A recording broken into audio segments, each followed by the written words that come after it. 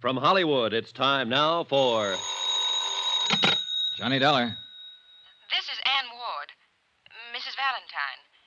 Have you heard anything about Dan? Nothing, Mrs. Valentine. The police are looking everywhere for him. I went to the hospital tonight and they told me he walked out. He might die, Mr. Dollar. I know, Mrs. Valentine. Did you tell anyone I was here in New Orleans? If you mean, did I mention it to the police? No. Thank you, Mr. Dollar. That was very kind of you. But it makes me mad that I didn't, Mrs. Valentine. I know you don't want anybody to find you're related to him because of your daughter. But I also think you could help the police in this situation. You could help them find Dan and put him back in a hospital. Mr. Dollar, would you come over and talk to me, please? Please.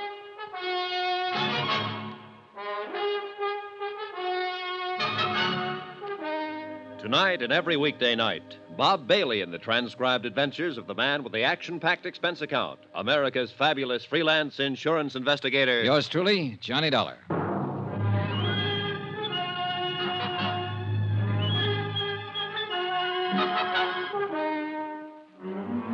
Expense account submitted by Special Investigator Johnny Dollar to the New Britain Mutual Insurance Company, Hartford, Connecticut. The following is an accounting of expenditures during my investigation of the Valentine matter. Some more expense. I believe this is item 5. Yeah, $4. 4 drinks for myself. When a next big shot of the roaring 20s like Dan Valentine carries a $50,000 life insurance policy and walks down the street one day and gets himself shot and refuses to disclose who fired the bullets, I have to do the worrying for the insurance company. When he decides to leave a hospital bed minus a pint or two of blood, I have to worry some more. I needed those drinks. You can just say I liked what I'd seen of the guy, and I didn't want him to walk around New Orleans bleeding to death.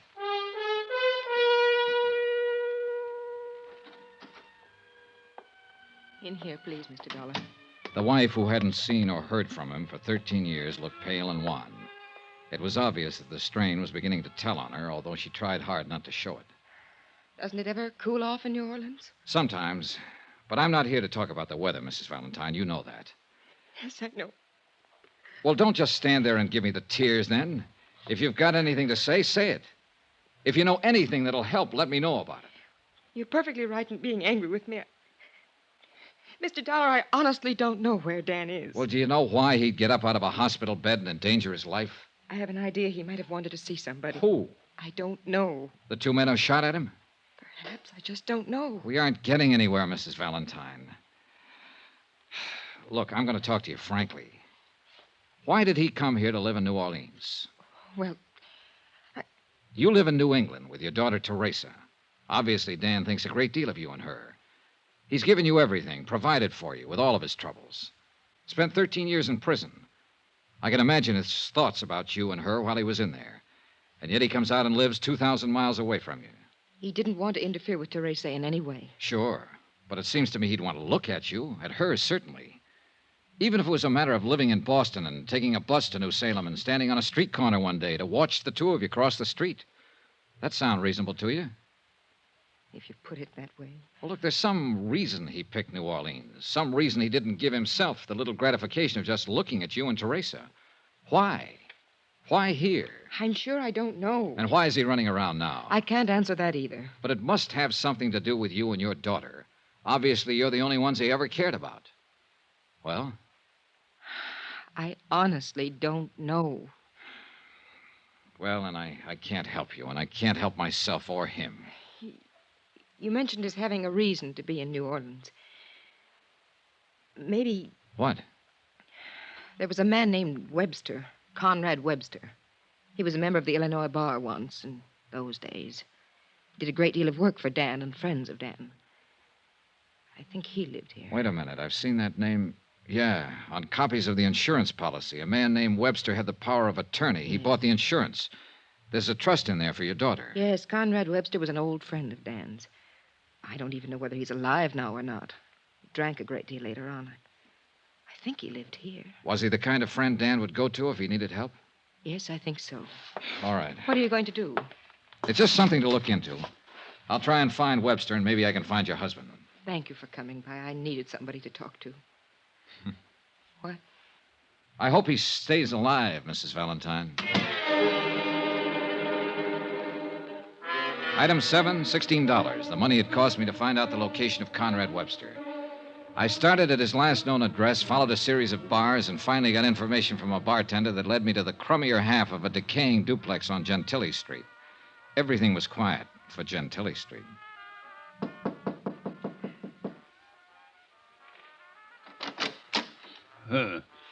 Young man, the drugstore delivers what I need most. The telegraph office what I dread most. Obviously, you represent neither, and therefore you are no concern of mine. Wait a minute. Are you Mr. Webster? Conrad Webster? I am he, and I am drunk and disheveled, and it is 3 o'clock in the morning. I'd like to talk with you. May I come in? You may not. This isn't exactly the hour for making calls, but I did stop by and pick up something to take the edge off. Sid. Huh? It's bonded. Oh, inside.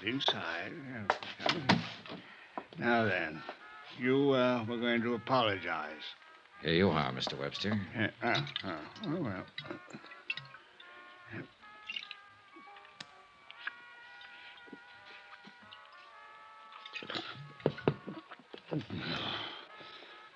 Now then, as long as this lasts, you will last. All right.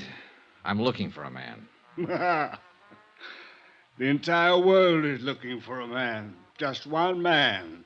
A man they blindly presume will break off these shackles that bind us and lead us forth into eternal justice. Yeah, sure, but that's not An why ironic anticipation. I'm talking about Dan Valentine.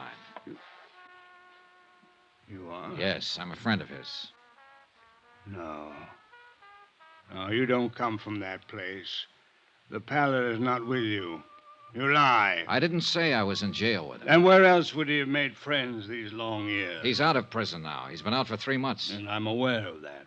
Did you know he was shot at yesterday? 3 hours ago, he left his hospital bed. I thought he might have come to you. Is he here? He is not. Do you know where he is? I do not. Mr. Webster, if Valentine isn't back in the hospital pretty soon, he'll die. Why is the phenomenon of death so persistently alarming? So he will die. They all die.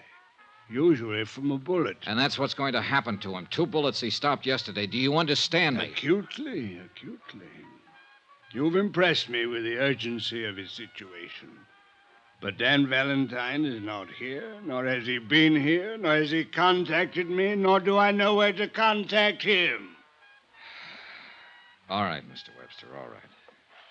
I guess I believe you. Your concern for him is a distressing irritation. Well, what is the reason for it? I'm an insurance investigator, and it's my job to keep him alive.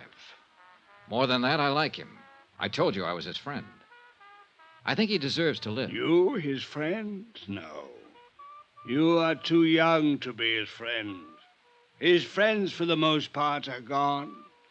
Like the long years, like Homburg hats and the Charleston and Lime Ricky. The ones who are left are broken and tired and faded, with old faces like mine, like his. And we should be gone, too. Another age is here. This is my sadness. As for yours, Dan Valentine should never have lived in that age or this age. He was meant to be an explorer, a pioneer who conquered a wilderness, not a racketeer who conquered a west side. Are you sure you're his friend, Mr. Webster? I once thought so. He once thought so. Now, I haven't strength enough to be anyone's friend. What's your name? Johnny Dollar. Good night, Mr. Dollar. The look in Conrad Webster's eyes held the same sort of sadness I had seen in Valentine's eyes. But they were different, too. They held a weakness. The strong, sad eyes were somewhere else in the city, walking alone, probably looking for 2 gunmen, and the lifeblood was slowly draining from the body that sparked them. I went back to my hotel and tried to sleep, but sleep wouldn't come. I was still rolling and tossing at 7:30 the next morning when Orange Juice Coffee in the morning paper came up. A nationwide syndicate had picked up the new development in the Valentine shooting and gone to work on it. Among other names they mention it giving a resume of Valentine's career were his wife and daughter, living in New Salem under the name of Ward. Hello? This is Johnny Dollar. I just read the morning paper, Mrs. Valentine. Oh, yes. I'm sorry it broke for you this way. That's very kind of you to say so. Maybe it's for the better, anyhow. For years I've been wanting to tell Teresa who her father is, what he's like. I'm going to call her later today. Tell her where I am, explain why I'm here. I think she can take it. You're doing pretty well yourself. Thanks again. Any word yet? No, we still can't find him. Mr. Webster, did you find him? Yes, he wasn't much help. The New England paper said that Mrs. Ward was out of town. Sooner or later they'll find out what town Mrs. Ward is in, I'm afraid. Well, maybe you'd better get another hotel. Use another name. Yes. All right, I'll wait to hear from you. Mr. Dollar. Yes? Thank you. I put in another call to Inspector DeBaca and asked him about developments. Valentine was still unlocated. They were covering drugstores and doctors' offices where he might seek assistance. The two unidentified men who had shot him were still unidentified. The police weren't able to dig up any more witnesses or get any line on the car. By 4 in the afternoon, Mrs. Valentine had still not called me to report a new address. I got worried and went over to the Roosevelt to see what was what. I was surprised to see Inspector DeBaca in the lobby talking to the bell captain. All right, son. If you remember anything else, call me here. Yes, sir, I sure will. Hi. Hi, Dollar. Well, you want to talk first, or you want me to? All right, I'll talk first. Mrs. Valentine's been staying here under the name of Ann Ward. You knew that. Yeah. Why didn't you say anything to me? She asked me not to. Doesn't make any difference now, anyhow. That boy over there called us a little while ago. He said that Dan Valentine came in here this afternoon, went upstairs, came back down 15 minutes later with Mrs. Valentine. They both left together. Yeah, he must have seen the story in this morning's paper and guessed she was in town. That's the way I see it. Well, we're right back where we started from, and I'm about sick of it. We're a little better off. 2 people are easier to find than 1. We found them all right at 7 o'clock that night, and it was easy. 3 squad cars were already drawn up in front of the little hotel, and I noticed with a sinking heart that a hearse was there also. Dan Valentine and his wife were dead.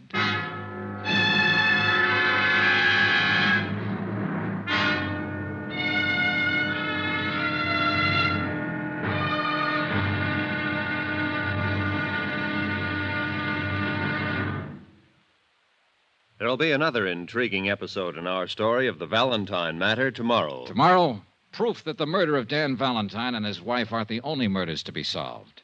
Join us, won't you? Yours truly, Johnny Dollar.